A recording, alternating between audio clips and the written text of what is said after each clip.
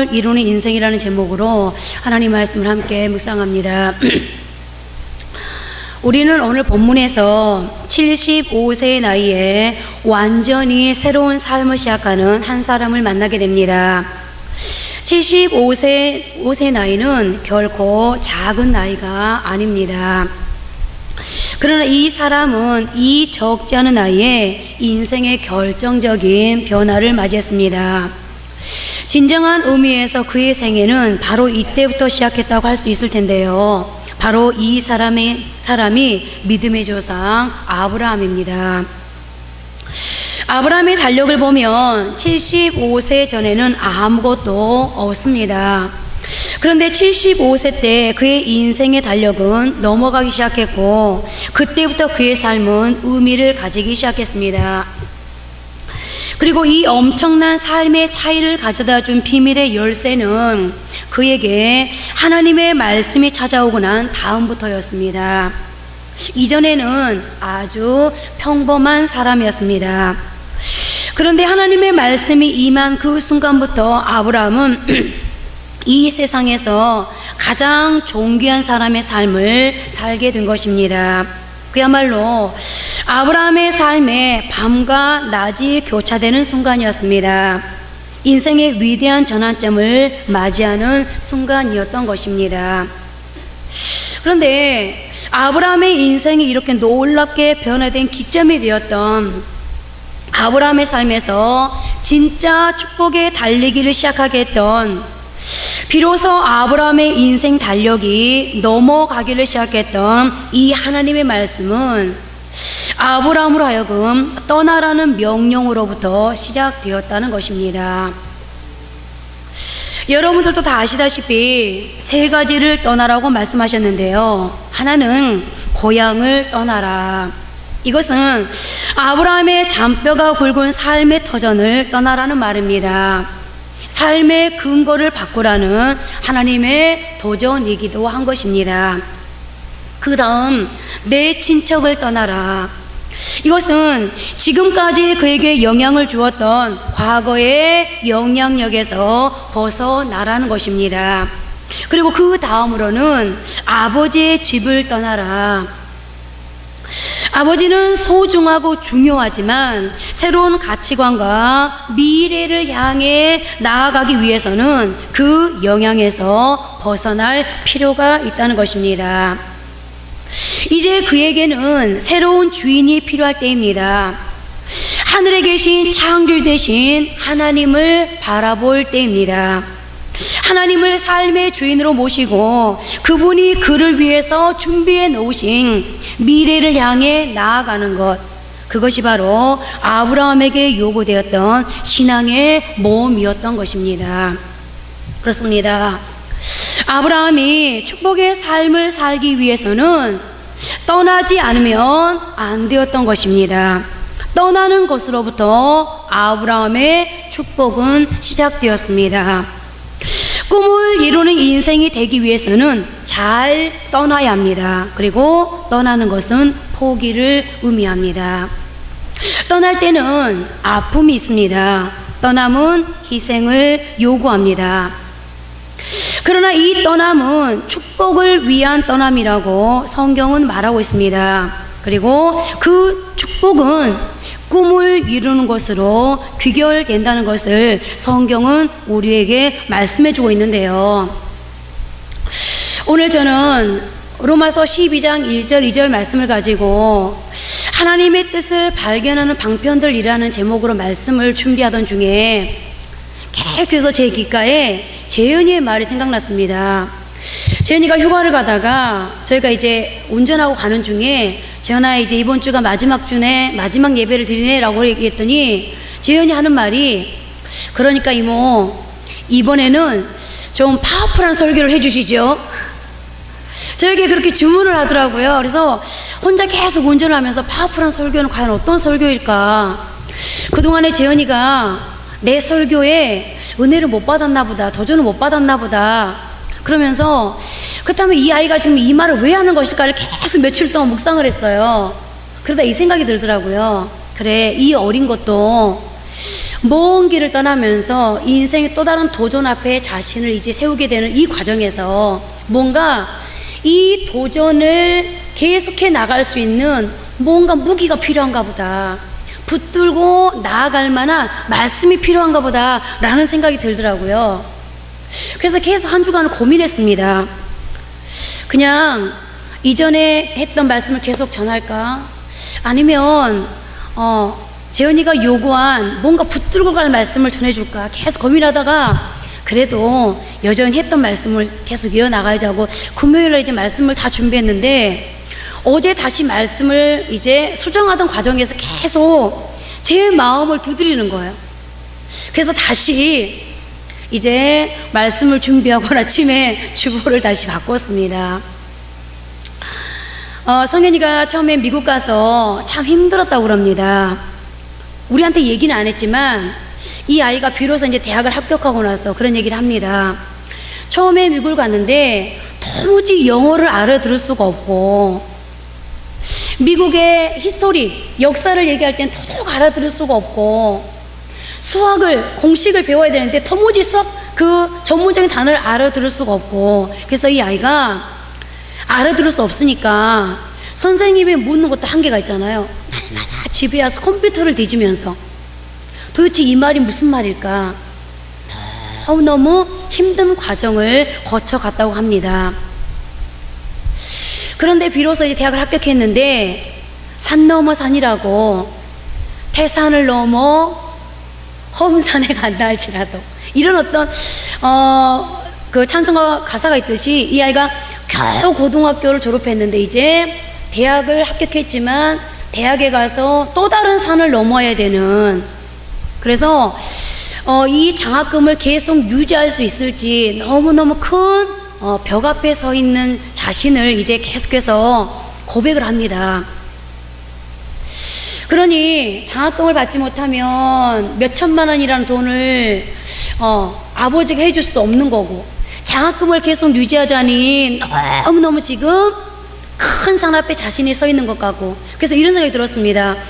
예전에 저희가 명절이 돼서 시골을 다녀오면, 시골가 있을 때는 다 잊어버리다가 이제 딱 다시 차를 타고 여기 구리 톨게이트 딱 빠져나오면 또 구리에 왔구나 그러면서 너무너무 내가 감당할 수 없는 큰 짐이 나를 내리누르는 것 같은 그런 감정을 이제 성현이도 재현이도 배워가는구나 라는 생각을 하게 되었습니다. 그러면서 오늘 아침에 이제 우리 고집사님이 찬양을 인도할 때 나의 가는 길을 나도 알지 못하지만 하나님을 아신다. 하나님께서 나를 단련하신 후에는 내가 정금같이 나아오리다. 정말로 내 상처가 별이 되어 하늘 밝히도록, 내 눈물이 꿈이 되어 주뜻 이루도록 내가 영원히 주를 위해 살겠습니다 라는 신앙 고백을 찬양을 통해서 하게 되었는데, 그래서 오늘 아침에 이제 찬양을 하면서 우리 성현이 재현이를 생각하면서, 하나님, 이 아이들이 지금 가는 이 길이 하나님이 단련하는 길임이 분명합니다. 그러나 언젠가는 꿈을 이루는 것으로 인해서 정금같이 나오는 축복을 허락해 주실 겁니다. 오늘 이 아이들이 이 과정을 가는 과정 속에서 많은 상처를 받겠지만, 그러나 그 상처가 하늘을 밝히는 별이 될 것이고, 오늘 저 아이들이 흘리는 눈물이 언젠가는 하나님의 뜻을 이 땅에 성취하는 그런 비전이 될 것입니다 라는 그런 소망을 가지고 하나님을 찬양했는데요, 이거는 김성현이 김재현이 뿐만이 아닙니다. 오늘 이 시대를 살아가는 조금 나이들은 저도 마찬가지이고, 아직 젊음의 때를 살아가고 있는 우리 학생들, 청년들도 다 마찬가지 아니겠습니까? 그래서 오늘 역시 우리는 축복의 삶을 위해서 무언가로부터 떠나는 삶, 오늘 성현이 재은이가 떠나는 것은 축복을 위한 떠남이고 꿈을 이루기 위한 떠남이라고 말씀을 드렸는데요, 우리 역시 축복의 삶을 위해서 무언가로부터 계속해서 떠나는 삶을 연습하고 있습니다. 포기하는 삶을 계속해서 살아가고 있습니다.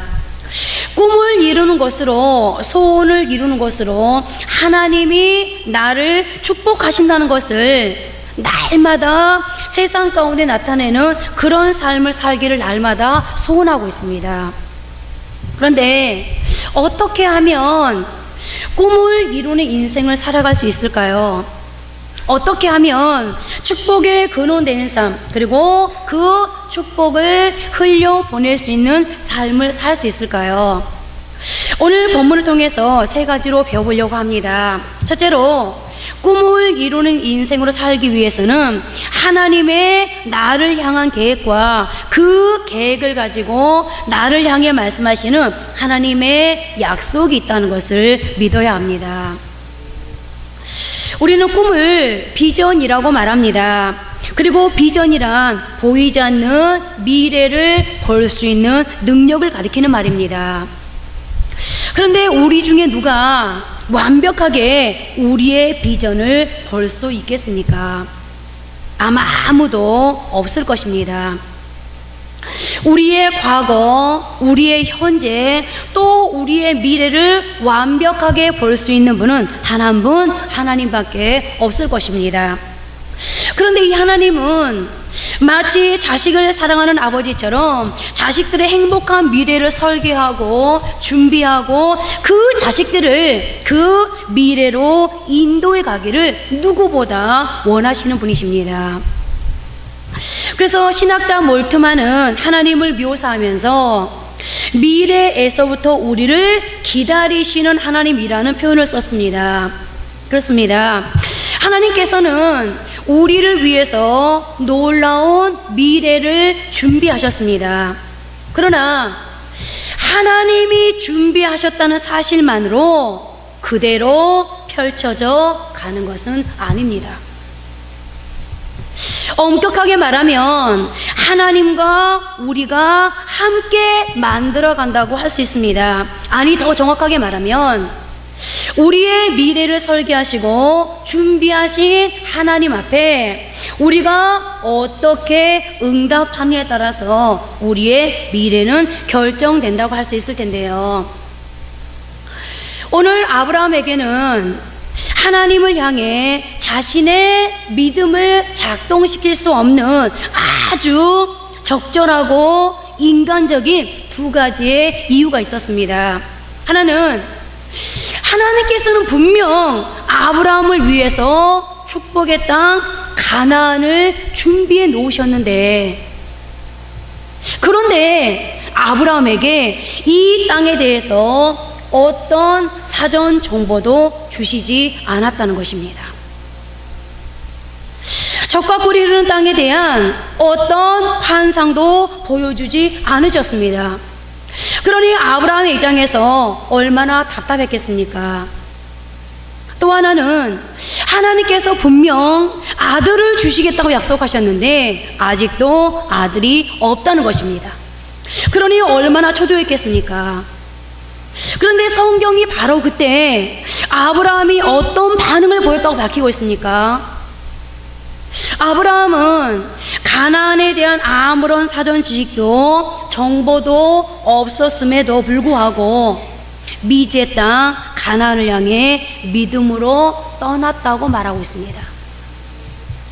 아직도 여전히 자식에 대한 하나님의 기적의 기미는 보이지 않지만, 그렇지만 그는 믿었습니다. 무엇을 믿었다는 것입니까? 자신을 향해 가지신 하나님의 계획을 믿은 겁니다. 자신을 향해 하셨던 하나님의 약속을 믿은 것입니다. 그렇습니다. 아브라함은 자신의 삶 속에서 아직까지는 명령만 하시고 약속만 하시는, 그러므로 하나님의 일하심이 아직까지는 분명하지 않지만 그럼에도 하나님을 신뢰하며 자신의 문제에 믿음을 적용시켰습니다.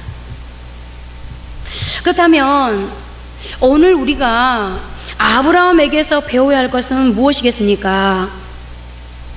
우리 역시 나의 문제에 믿음을 적용시켜야 한다는 것입니다. 하나님의 나를 향한 계획이 분명히 있음을, 내가 오늘 살아가는 나의 모습은 이럴지라도 분명한 하나님의 계획이 나의 미래에 준비되어 있음을, 하나님의 나를 향한 약속은 분명히 성취되어질 것을 믿는 믿음 말입니다. 그리고 이제 점검해 보십시오. 우리가 믿음을 적용시켜야 할 문제는 어떤 것들이 있는지, 과연 내 믿음을 그냥 말로만 할 게 아니라, 고백만 하고 있을 것이 아니라, 나의 이 신앙 고백을 가지고 가서 나의 인생에 어떤 문제에 적용시켜야 할지, 내 힘으로 해결할 수 없는 문제, 내 능력으로 극복할 수 없는 문제, 바로 이 부분이야말로 믿음을 적용해야 할 부분일 텐데요. 오늘 하나님께서는 아브라함에게 밖으로 나와 밤 하늘의 별을 바라보라고 하셨습니다. 지금 아들이 없다는 큰 문제가 아브라함을 삼키고 있기 때문에 그는 아들 외에는 눈에 보이는 것이 하나도 없었습니다. 우리 역시도 그렇습니다. 어떤 문제가 있으면 그 문제에 갇혀서 다른 것을 생각하지 못합니다. 그 문제에 완전히 매어버립니다. 나의 모든 것이 되어버립니다. 그러나 여러분, 문제에 매여 있으면 해결이 안 됩니다. 답이 보이지 않습니다. 왜요? 문제에 갇혀 있기 때문에. 오늘 하나님이 문제에 빠져 있는, 문제에 갇혀 있는 아브라함에게 어떤 처방을 내리시는지를 보십시오. 아브라함에게 아들의 문제에서 빠져나와서 하늘의 별을 바라보라고 말씀하십니다. 눈을 들어 하나님의 큰 능력을 바라보라고 말씀하십니다. 하나님의 계획을 바라보라고 말씀하십니다. 하나님은 오늘 내게도, 여러분에게도, 우리에게도 말씀하십니다. 너의 세계, 너의 고문되는 문제, 너의 계획 밖으로 나와 이제는 나 여호와의 계획을 보라고 말입니다. 너의 생각과 다른 나의 계획이 있다고 말입니다. 너의 생각에서 나와라. 그것만이 내가 버틸 수 있는 힘이다 라고 말입니다.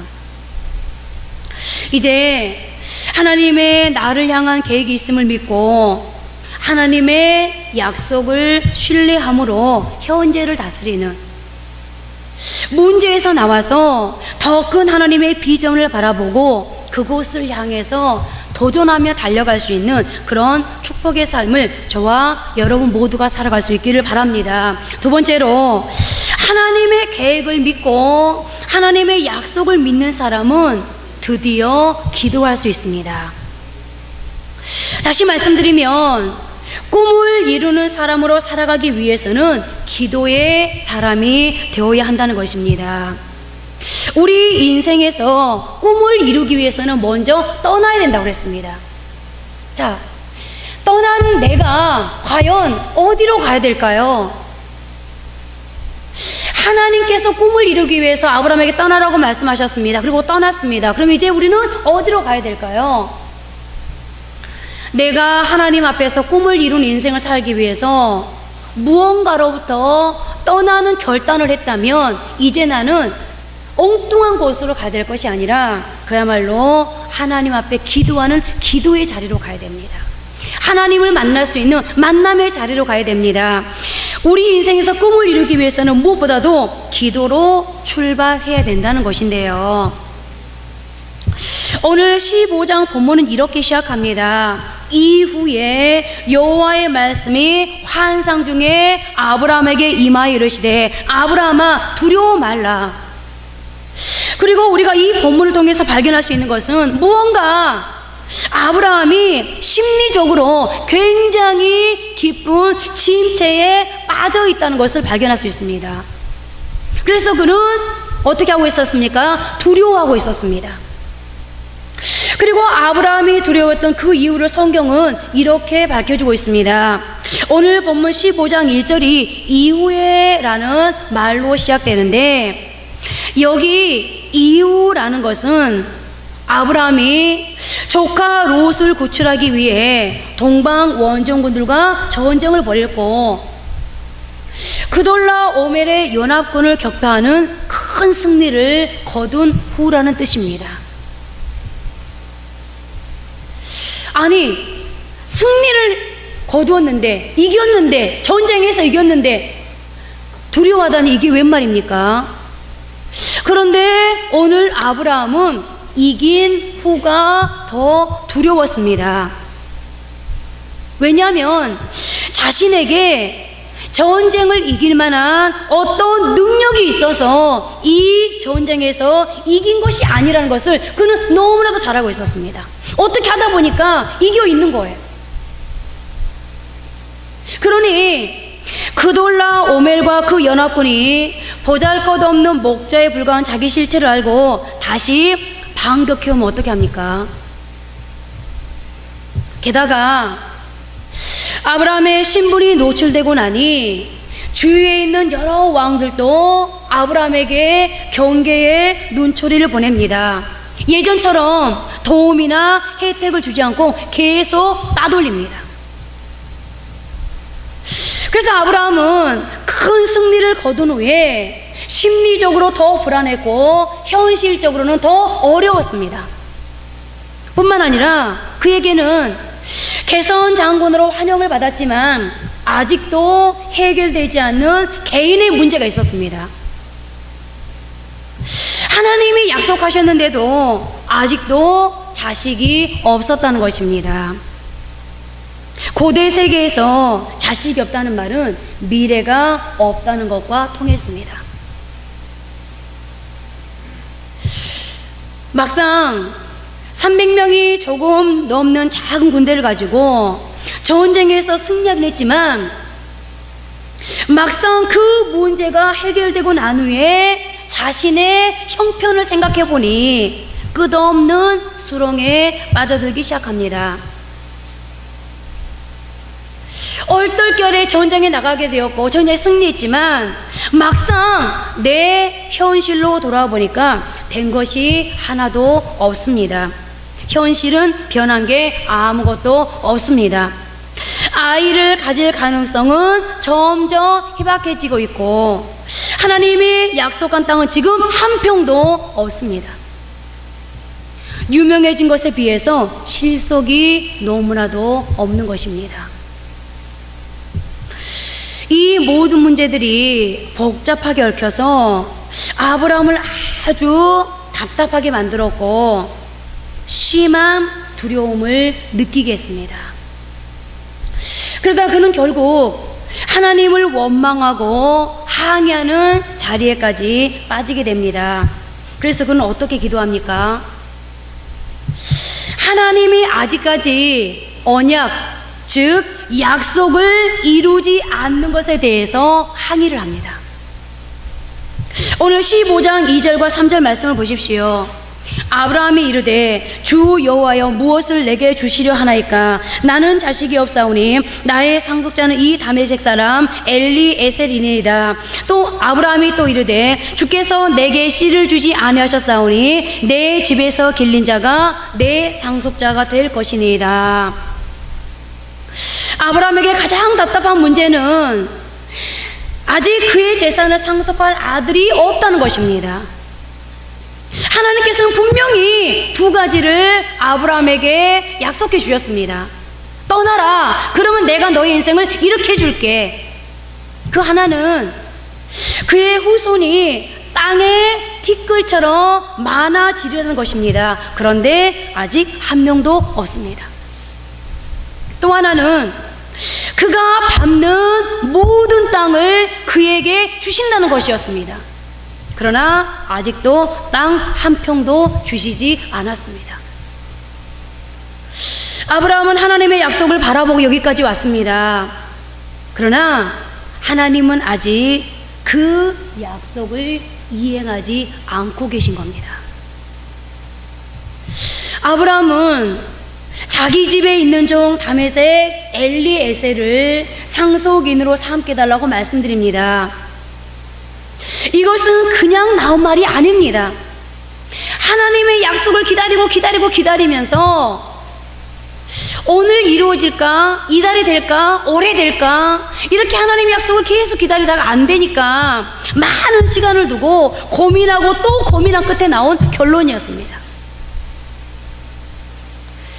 그러다 보니 기다리던 아브라함의 이 말 속에는 하나님의 약속이 빨리 이행되지 않는 것에 대한 불평이 들어있는 것입니다. 그리고 다른 한편으로는 그렇기 때문에 하나님의 약속이 더디어졌기 때문에 더 이상 하나님의 약속을 기다릴 수 없다는 포기의 뜻이 들어있습니다. 그만큼 이 후사 문제는 아브라함의 가슴을 늘 내리누르는 답답한 문제였고 가장 큰 마음의 고통이었습니다. 아브라함은 이 문제를 가지고 너무나 오래 씨름했기 때문에 이제는 더 이상 씨름할 자신이 없었습니다. 아브라함은 지쳐버렸습니다. 그래서 이제는 엘리에셀을 후사로 결정하고 이 문제로부터 노연하고 싶다고 말하고 있는 것입니다. 저는 이 아들 문제로 너무나 오래 시달려 왔습니다.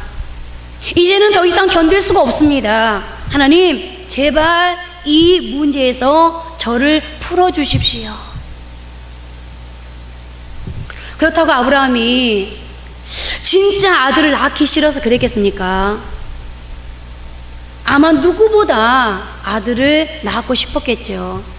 그런데 지친 겁니다. 여러분, 나에게 해결되지 못한 문제가 있을 때, 또 그 문제가 오랜 기간 계속될 때 어떻습니까? 하나님의 온전한 뜻이 아니라고 하더라도, 아니, 하나님의 뜻에서 조금은 벗어나더라도 대충 그 문제를 해결해 버리고 그 문제로부터 노연하고 싶을 때가 많죠, 그죠? 솔직한 심정 아닙니까? 아브라함도 마찬가지였습니다.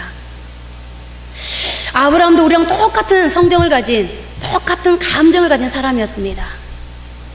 오늘 아브라함의 말 속에는 이제 저를 더 이상 이 문제에 묶어두지 마시고 제발 좀 풀어주십시오라는 간절한 바람이 들어있는 것입니다. 지금 아브라함은 한계의 상황에 와 있습니다. 더 이상 견딜 수가 없습니다. 너무 지쳐버렸습니다. 그러나 여러분 아십니까? 이것이 바로 기도라는 것을요,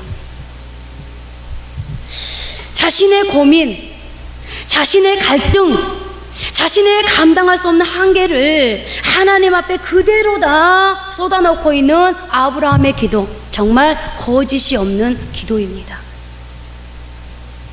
그리고 바로 그때, 아브라함이 두려워하고 있는 그때, 아브라함이 자신의 한계 앞에 절규하고 있는 바로 그때 하나님이 아브라함에게 다가오십니다. 그리고 말씀하십니다. 나는 너의 방패요 너의 지극히 큰 상급이니라. 내 몸에서 날 자가 내 상속자가 되리라. 여러분, 아브라함이 얼마나 기뻤겠습니까?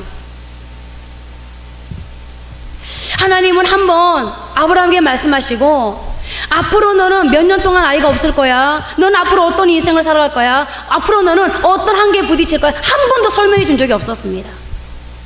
차라리 설명이라도 해주셨으면, 너는 가나안 땅에 가기까지 얼마나 걸릴 거야, 어떤 과정을 거칠 거야, 설명해 주셨으면 그래도 견디겠는데, 아무런 설명 없이 노코멘트 하신 하나님 앞에 그는 절규할 수밖에 없었습니다. 그런데 드디어 하나님의 말씀이 임합니다. 두려워하지 말아라.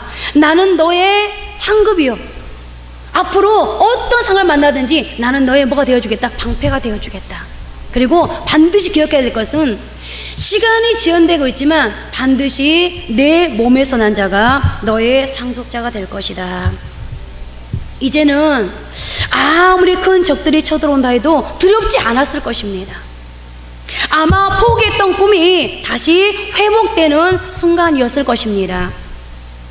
그리고 그것은 아브라함이 이르되 주 여호와여 내게 무엇을 주시겠습니까? 라는 기도에서부터 시작되었습니다. 기도와 더불어 아브라함의 깨어졌던 하나님에 대한 믿음과 꿈이 다시 회복되기 시작한 것입니다. 여러분, 기도한다는 것은 단순하게 무엇을 의미하는 것입니까? 기도는 우리의 소원하는 바를 아뢰는 것이 아닙니까? 기도는 우리의 소원을 구체하는 시간입니다. 기도는 꿈을 낳게 합니다. 기도는 그 꿈을 자라게 합니다. 때로는 깨어졌던 꿈을 회복시켜 주기도 합니다. 또 기도는 아무리 열악한 현실과 상황 속에서도 우리를 인내하게 만들어주는 힘을 얻게 해줍니다. 그래서 기도가 중요합니다. 그래서 저는 늘 기도하면서 하나님, 오늘 누군가를 향해서 중보하는 이 기도가 하나님이 그 사람에게 뿌려주신 하나님의 뜻, 하나님의 비전을 자라게 하는 자양분이 되게, 영양소가 되게 해주십시오. 그래서 여러분, 기도가 많이 심겨진 사람은요, 기도가 없는 사람하고 인생이 다를 수밖에 없습니다. 왜요?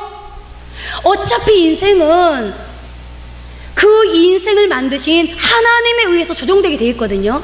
그런데 그 하나님을 움직이는 게 기도라면 하나님이 만든 사람에게 하나님께서 날마다, 여러분들, 이른 비와 늦은 비를 주시고 공기를 주시고 바람을 주시고 때로는 태풍이 필요할 때 인생에 그런 태풍을 허락하시고, 계속해서 하늘에서 뭔가 자양분을 주는 사람하고요, 계속해서 뭔가 씨 뿌린 것을 돌보는 땅하고요, 돌보지 않은 땅이 어떻게 같을 수가 있겠습니까?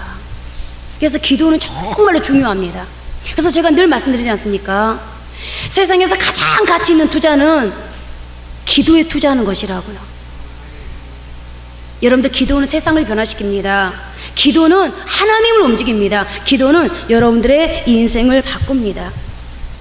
기도할 때 우리는 꿈의 사람이 될 수 있고, 그리고 꿈을 이루기에 달려가는 용기의 사람, 도전의 사람이 될 수 있습니다. 왜요? 나는 부족하지만 내 뒤에 뭐가 있다는 것을 어디에서 발견하게 되니까요? 내 뒤에 하나님의 백이 있다는 것을 기도의 자리에서 발견하기 때문입니다. 여러분, 여러분들에게 두려움의 문제가 있습니까? 내일이 불안하고 두렵습니까? 뭔가 아직도 해결되지 않은 것들 때문에 답답하십니까? 그래서 오늘 아브라함처럼 하나님 앞에 항의하고 싶으십니까? 푸념도 괜찮고 항의도 괜찮습니다. 기도하십시오. 하나님은 분명히 아브라함을 만나주신 것처럼 저와 여러분을 찾아오셔서 아브라함에게 가장 필요한 말씀을 해주신 것처럼 오늘 나에게, 여러분 한 사람 한 사람에게 가장 필요한 답으로 말씀해 주실 것입니다. 나는 너의 방패요, 뭐라고요? 너의 지극히 큰 상급이니라. 하나님이 지켜주셔서 살 수 있습니다. 하나님이 내게 상을 주셔야만이 내 인생이 복될 수 있습니다. 하나님을 움직이는 기도의 자리를 성실하게 감당할 수 있기를 바랍니다. 세 번째로, 꿈을 이루는 인생을 살아가기 위해서 우리는 한 걸음의 순종, 한 걸음의 최선을 향한 결단이 있어야 합니다. 히브리서 11장 8절 상반절에 믿음으로 아브라함은 부르심을 받았을 때 순종하여 라고 기록되어 있으므로 우리는 아브라함이 하나님의 말씀을 듣는 그 즉시로 그 땅을 향해서 나아갔다라고 생각할 수 있습니다. 그러나 역사적 상황을 추적해 보면 그렇지 않음을 발견하게 됩니다. 사실 아브라함은 치열한 고뇌와 갈등, 그리고 결단의 과정을 통해서 마침내 순종의 자리에 도달한 것입니다. 처음부터 그의 순종과 최선이 완전한 것은 아니었습니다. 아브라함의 본래 고향은 갈대아 우르 혹은 메소포타미아 지역입니다. 그런데 창세기 11장 31절을 보면 데라가 그 아들 아브라함과 하란의 아들인 그의 손자 롯과 그의 며느리 아브라함의 아내 사레를 데리고 갈대아인의 우르를 떠나 가나안 땅으로 가고자 하더니 하란에 이르러 거기 거류하였으며, 아브라함의 본래 고향은 갈대아 우르였습니다. 그런데 중간 어디에 와 있습니까? 하란에 와 있습니다. 아브라함의 본래 고향 갈대아 우르이고 하나님께서 이 갈대아 우르에서 떠나서 어디로 가라고 하셨습니까? 하나님의 땅 약속의 땅 가나안으로 가라고 했는데 아브라함이 직행하지 않고 중간 지점인 하란에 머물렀다는 것인데요. 이 하란에서 한동안 머물렀는데 어떤 성경학자들은 아브라함이 이 하란에서 6년 동안은 머물렀을 것이다 라고 말합니다.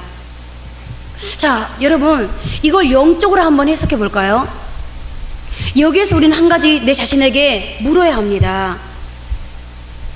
하나님은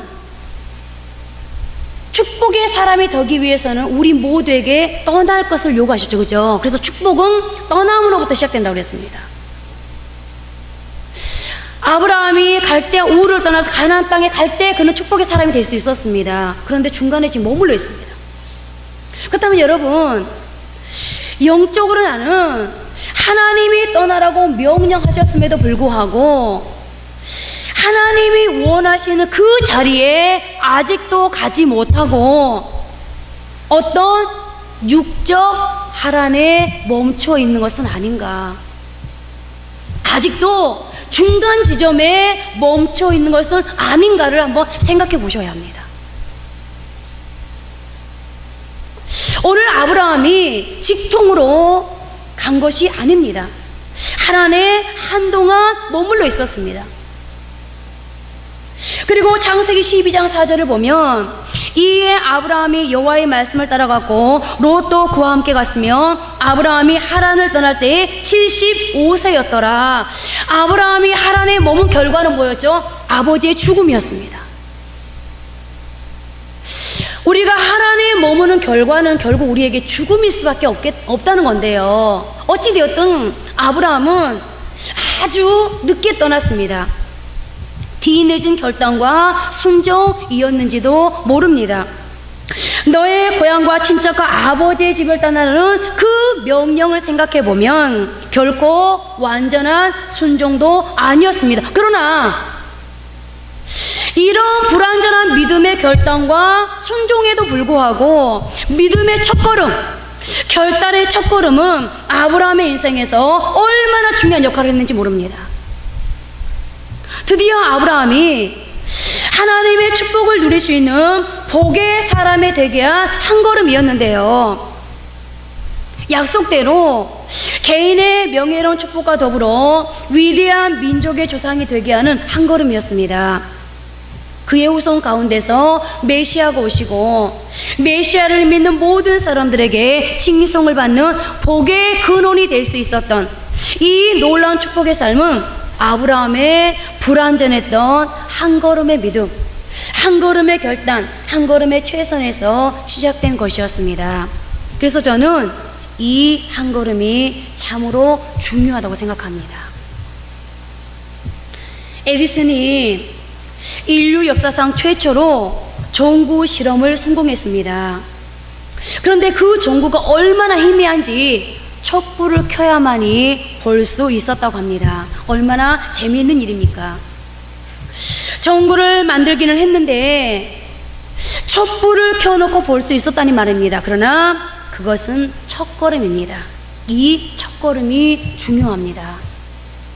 라이트 형제가 비행기를 처음 날렸을 때 그 비행기가 공중에 불과 12초 머물렀다가 떨어졌다고 합니다. 그러나 그 불완전한 첫걸음이 우리가 비행기를 타고 다니는 위대한 일을 가능케 했습니다. 불완전했지만 그 첫걸음은 얼마나 중요한 것입니까? 인류 역사상 최초의 자동차는 1시간에 3.2km를 달렸다고 합니다. 그러니까 마차와 같이 출발하면 마차가 먼저 도착했습니다. 그래서 마부들이 자동차를 비웃었습니다. 그러나 그렇게 출발했던 불완전한 자동차의 시운전이 얼마나 중요한 것입니까? 여러분, 불완전해도 괜찮습니다.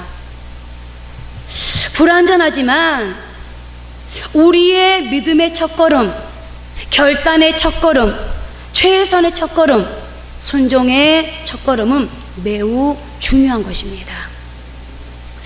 그 불완전한 첫걸음을 그럼에도 불구하고 내디딜 때 우리의 걸음 가운데는 마침내 영광의 딸에 도망치기려는 하나님의 위대한 비전이 약속되어 있습니다.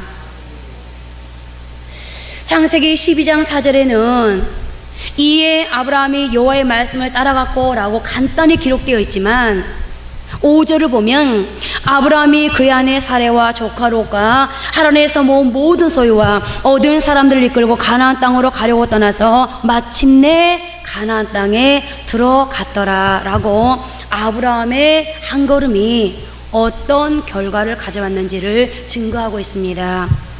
그리고 여기서 인상적인 단어는 마침내입니다. 그렇습니다. 불완전한 믿음의 첫걸음, 결단의 첫걸음, 최선의 첫걸음 후에 그들은 마침내 가나안 축복의 땅에 도달했습니다. 오늘 우리의 걸음도 불완전한 걸음임에 분명합니다. 이제 앞으로 혜린이나 우리 성경인 재현이가 미국에서 이 불완전한 첫걸음을 여전히 내딛겠죠, 그죠? 그러나 불완전하지만 그럼에도 멈추지 않고 하나님의 비전과 계획하심을 신뢰하고 한 걸음 한 걸음을 옮겨갈 때 마침내 우리의 삶의 장에도, 우리의 생업의 장에도, 우리의 인생의 장에도 가나안의 축복이 있을 것을 믿으시기 바랍니다. 이제 말씀을 맺겠습니다. 한 신학자는 인간의 마음속이 철학자들의 토론장과 같은 것이 아니라 화가들의 화랑과 같다고 말했습니다. 거기에는 그림이 있다는 것입니다. 여러분들의 마음속에는 어떤 그림이 있습니까? 짜증스럽고 부정적인 우울한 그림이 있습니까? 아니면 미래에 대한 밝고 아름다운 그림이 있습니까? 이제 어두운 그림은 다 하나님의 계획이라는 지우개로, 하나님의 약속의 지우개로 다 지워버리십시오. 그리고 하나님이 여러분을 위해서 예비하신 아름다운 미래를 믿음의 눈으로 바라보시고 기도하십시오. 그리고 작지만 믿음의 한 걸음을 내디디십시오. 주님은 말씀하셨습니다. 내가 온 것은 양으로 생명을 얻게 하고 더 풍성히 얻게 하려는 것이라. 우리 인생의 풍성한 삶, 축복된 삶, 축복을 흘려보내는 삶, 이웃에게 축복이 될 수 있는 삶, 이것은 내가 디자인한 게 아니라 나보다 먼저 하나님이 디자인하셨습니다. 그리고 하나님은 그 인생의 프로그램대로, 하나님이 디자인한 그 디자인의 설계도대로 우리를 인도해 가실 것입니다. 오늘도 여전히 그 하나님을 신뢰하시고 여러분들 꿈을 이루는 인생을 살기 위해서 먼저 떠나십시오. 그리고 하나님께서 나를 향한 계획이 있음을, 약속이 있음을 믿으십시오. 그리고 그 약속을 붙잡고 하나님 앞에 나와서 기도하십시오. 그리고 이제 믿음의 한 걸음을 내디디십시오. 그러면 여러분들 앞에 하나님의 그 계획이 여전히 성취되어져 가고 있음을, 여전히 이루어져 가고 있음을 여러분들이 목도할 수 있을 것입니다.